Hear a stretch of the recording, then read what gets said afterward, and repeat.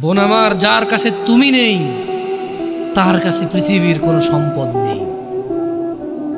বোন আমার, 12 বছর 15 বছর বয়সে তুমি কেন বিবাহের পূর্বে আরেকজনকে তোমার শরীর ধরতে দাও? আর যুবক ভাই আমার, কি বলিস কি তুই? এই পৃথিবী আর পৃথিবীতে যা আছে এর চেয়ে মূল্যবান হচ্ছে এই মেয়েটা। তো এরকম মূল্যবান একটা জিনিস ওর ধরে ছুঁয়ে তুই ওকে ওর মূল্য কমিয়ে দিবি? এত বড় জুলুম ওর প্রতি তোর! তুই আল্লাহকে ভয় করিস না তাই বলে এতটা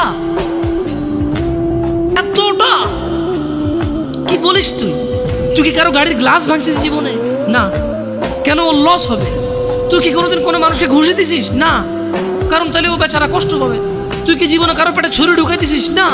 ও মরে যাবে, তাহলে ওর ফ্যামিলি ক্ষতিগ্রস্ত, লসে পড়ে যাবে। তুই কি কারো টাকা মারছিস কোনোদিন? না। তাহলে ওর ফ্যামিলি টাকার কারণে কষ্ট পাবে। তাহলে তুই কেন তুই এত ছোট ছোট বিষয়গুলো খেয়াল রাখিস যে আরেকজনের লস হবে? তাহলে তুই এই মেয়েটার জীবনটাকে তুই কি করলি? তুই পুরো পৃথিবী আর পৃথিবীতে যা আছে সবকিছু বিক্রি করলে যে সম্পদ হবে, সবকিছু অর্জন করলে যে অর্জন হবে, এর চাইতে মূল্যবান তুই ওকে সতীত্ব থেকে বের করে নিয়ে আসলি।